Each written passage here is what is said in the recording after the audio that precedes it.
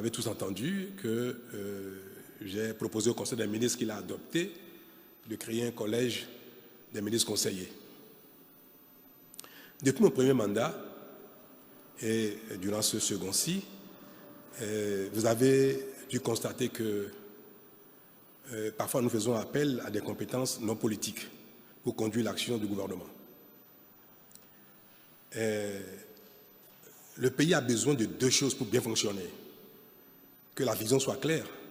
Et la vision est définie par les élus qui exposent à leur population ce qu'ils comptent faire, comment ils voient les choses, et ceux-ci leur accordent leur confiance. Et que ce soit au niveau local, au niveau national parlementaire ou au niveau de l'exécutif, le politique détermine la vision et même la programmation de l'action exécutive. Et la mise en œuvre requiert parfois des compétences qui ne sont pas politiques. Vous pouvez avoir besoin de certaines compétences dans le domaine de la santé, dans le domaine de la défense de la sécurité, dans le domaine du numérique, et parfois ces compétences n'ont pas du tout de chapeau politique. Parce que l'idéal serait que les acteurs politiques disposent des compétences qu'il faut à tous les niveaux. Mais je ne pense pas qu'il y ait un pays au monde où tous les acteurs politiques ont toutes les compétences dans tous les domaines.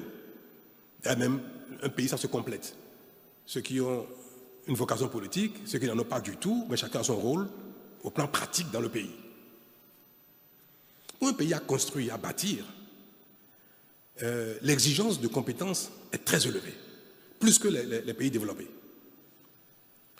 Un ministre de la Santé en France ou aux États-Unis n'a pas besoin d'être un expert en la matière autant qu'un ministre de la Santé au Bénin. Parce que tout est à construire. Là-bas, il y a une structure administrative, une superstructure qui existe, qui fonctionne bien, qui a fait ses preuves, et un ministre peut s'appuyer sur tellement de compétences, parfois pour arbitrer ou parfois pour prendre une décision. Ici, parfois et souvent d'ailleurs, les ministres sont appelés à aller dans les détails et à faire des arbitrages même de base. Et c'est pareil, ce n'est pas seulement au Bénin, c'est dans tous les pays en développement où tout est à construire. Il y a des détails que vous prenez un ministre américain de quelque chose qui ne sait pas de quoi il s'agit. Parce que ça a été fait il y a si longtemps et ça devient un acquis, la question ne se pose plus. C'est pareil dans le domaine de l'électricité. Quels sont les choix technologiques qu'il faut faire en matière d'énergie? Et parfois, un ministre est amené à arbitrer. S'il n'est pas un expert, il peut se planter.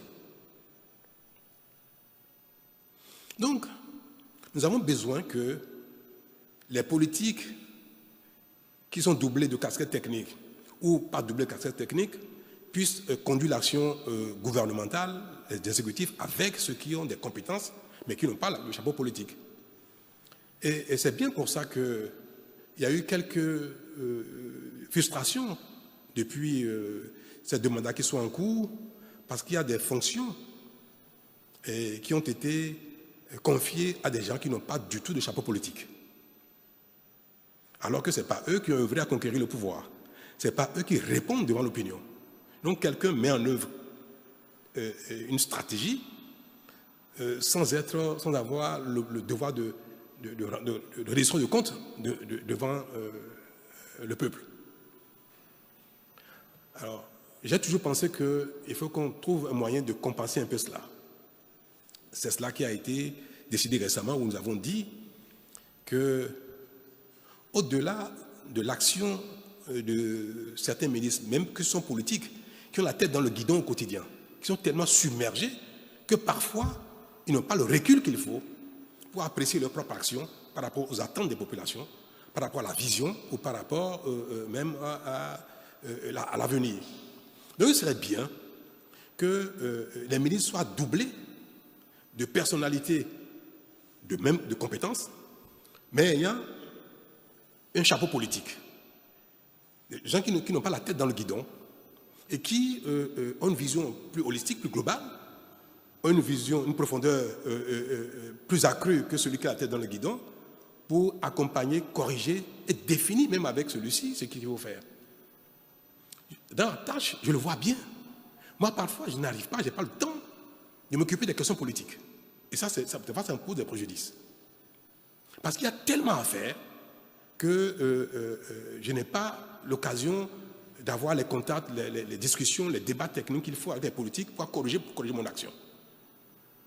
Il est impératif que ceux qui ont la tête dans le guidon aient aussi à leur côté des conseillers, à leur côté des gens qui portent la vision, qui connaissent les réalités du terrain, qui peuvent apporter les recommandations qu'il faut, relayer à ceux-ci ce qui est plus pertinent pour ajuster les choix et même faire le suivi de l'action gouvernementale sans avoir la tête dans le guidon. C'est ce qui a conduit à la mise en place de ce collège qui, pour le moment, on n'a pas encore pourvu aux diverses fonctions qui sont prévues là-dedans, mais ceux qui y seront les guides et faire le suivi de ceux qui sont à tête dans le guidon au quotidien. Voilà l'esprit, mais ce sont les partis politiques qui devront pourvoir à ces nominations-là parce que c'est l'action politique qu'on voudrait remettre au centre des choses pour déterminer, conduire, définir et faire le suivi de l'action exécutive. Merci.